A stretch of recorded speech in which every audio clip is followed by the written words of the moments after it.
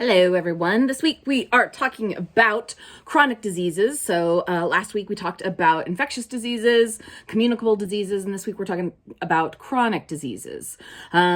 Perhaps from your readings, you were surprised to find out that chronic diseases kill much more people than infectious diseases. And yet, how often do we hear about these sort of things? A lot of this focuses around what I call the sexiness of chronic diseases.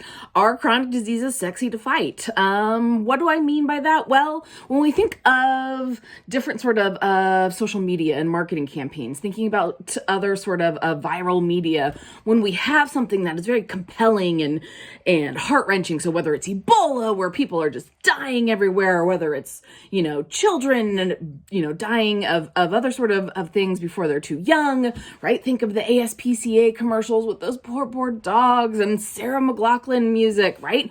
All of those create some sort of feeling and idea in us, right? But when we think about chronic diseases, we're talking mainly about diabetes, hypertension. How do we create compelling sort of ideas about these sort of things, right? Looking at people's food, we could go into sort of the fat, shamey, ugly grossness sort of stuff of like, oh, look at these sad, tragic, fat, ugly people. But that's pretty tacky, and we try to stay away from shamey sort of stuff. And so when we think about chronic diseases, a lot of it has to do with long-term sort of preventative care and health maintenance. We've talked a lot in this class about how we kind of suck at preventative care, right? Why think about the future when we can think about the now? Infectious diseases, part of the reason that they're quote unquote sexy and why we care so much about them is because they can kill us now, right? So if we get COVID, we are in a serious position now. If we get Ebola, we're in a serious position now. If we get TB, we might be in a serious position now, right? But when we talk about these chronic diseases, so diabetes and hypertension and COPD and all these other sort of things, these things take a really long time to develop, right? We can smoke cigarettes, we can eat bad food, we cannot exercise, and we don't die immediately. Right? Those are things that are going to come and get us way, way, way down the line. And by the time we're affected by those sort of things, the ability to undo the effects of those are pretty far past, right? So we get stuck in this situation where, yeah, these diseases are really important and they're killing a lot of us, statistically significantly more than a lot of diseases. And yet they're not something that is time sort of focused. And so we don't have a lot of information on how do we do these sort of things. In the slides, I have a good sort of slide that is an infographic talking about sort of where we donate versus diseases that kill us, right? And so looking at these sort of things, what is it that kills us? What is that we raise money for? This is based on the US sample because it's hard to find sort of global health funding that is accurate. And so I'm using the US because we have pretty good accuracy sort of things. When we look at where's the money being raised and where the things are that kill us, we see this fundamental disconnect, right? The number one thing that we raise funds for, at least according to this infographic from 2011, is breast cancer. Why breast cancer? Well, because it's boobs. That's why. Not surprising. The second one that we see raised money for, prostate cancer, affects men and their penises. And so boobs and penises are our big sort of thing of like, oh no, don't let the titties get destroyed by cancer, and oh guys, your erection is gonna suffer if you get prostate cancer, when in reality those two things, though yes important, don't kill us and are on a much smaller scale than the other sort of things, right? If we look at what is it that's killing us, heart disease, boom, far and away, right? But what's the sexy advertising for heart disease? Like, eat healthy, do these sort of things. The number one fundraiser for heart disease is Jump Rope for Heart. This is a program done in schools with school children where they give out jump ropes to kids and they jump their little hearts out to raise money for heart disease, right? The one way that they've been able to get some money is to, invest in kids. Kids are very, I don't want to say sexy because that's creepy, but are very good for using and selling a compelling sort of story. So in social media, having little kids jumping and, oh, look at these kids, they're saving people's lives. That's why we get some good sort of return on that.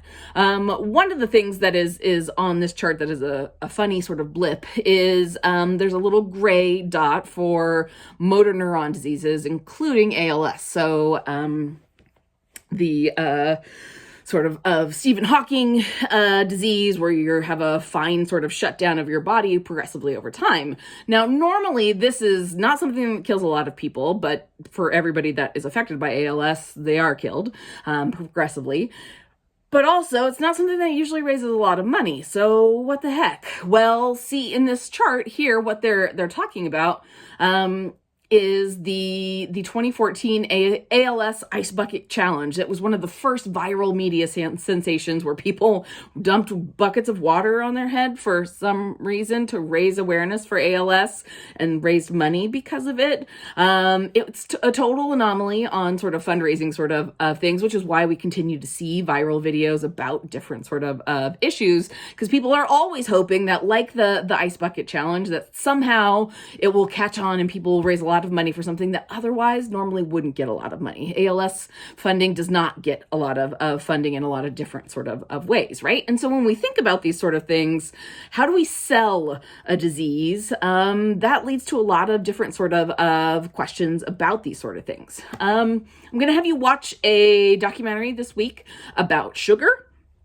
And sugar and how it contributes to chronic disease. This could be a number of different things that I could highlight. I'm just choosing sugar as one, because one of the things that we talk a lot about in health education and public health is sort of this idea that everything's going to kill us at some point in enough dosage of it. And so it really could be anything. But I like this one because it looks at sort of the perspective that I want to talk about, right? This documentary is looking at sort of the big picture of corporations and money and funding versus individuals making individual choices about sort of their diet. This is a really interesting documentary because I think it shows a lot of different sort of things. One of the things that I'm really passionate about is talking about systemic change and talking about sort of forces that are bigger than us. When we talk about chronic diseases, we often talk about sort of individual failings of like, you ate bad, you were the one who smoked, you did this bad sort of thing, and so you deserve to get this chronic disease and die.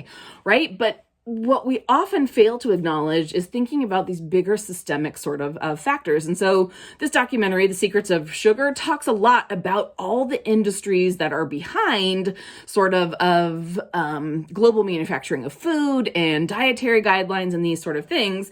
And it presents a very interesting question for me to say, you know, we often stigmatize and blame individuals for their own sort of poor health choices. But on the other hand, how do we expect individuals, particularly people who are vulnerable and marginalized, whether it be through lack of education, lack of resources, other sort of things, how do we expect them to fight these multi-billion and trillion-dollar industries? Is that actually a fair fight? Should we be blaming individuals for things that are oftentimes out of their control and much, much harder for them to fight individually as people? When we look at this sort of thing, you'll look, have some charts in here about the leading killers worldwide. We see that as affluence goes up, so do chronic diseases, which brings me to sort of this question of quality of life. Is it that part of our quest to be wealthy and independent and to be developed is so that we have the choice to get sick and die of chronic diseases, right? Is it that our quality of life is so good that we're like, yeah, I'm going to eat a whole bunch of donuts and I'm going to do a lot of driving around in my car because I don't have to be that long suffering sort of farmer out in the middle of nowhere who gets very low nutrition. I can do whatever I want. And so oftentimes my question is, you know, is it a human right to get a chronic disease? Sounds like such a silly question. It is very much a silly question. Do we not have that right, though? We gain affluence, we want more, and more being money, resources, time, all that sort of stuff, so that we can increase our quality of life. But oftentimes with that comes negative byproducts such as chronic diseases.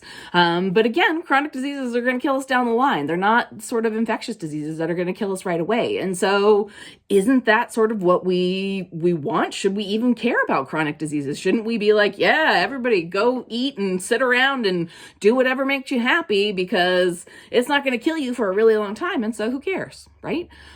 Is that a perspective? Absolutely. Is it one that public health professionals are going to embrace? Probably not. And so how do we talk about these sort of issues where we know that there are individual sort of factors, there's systemic sort of factors, there is, quality of life issues, there's development issues, all of these sort of things come into this really complicated sort of intersection of things of what does it mean to be developed and how does that affect chronic diseases? Chronic diseases are actually a good sign of development because the more developed you are, the more chronic diseases you have. Yay! Right? But that also is weird because it's also killing people eventually down the road, even though if not immediately. And so for a lot of these sort of things, again, it just presents this sort of quandary. How do we care passionately about something that's killing so many people over time, and yet it's actually something that's killing wealthier sort of nations and people who have more sort of chance and opportunity in their lives?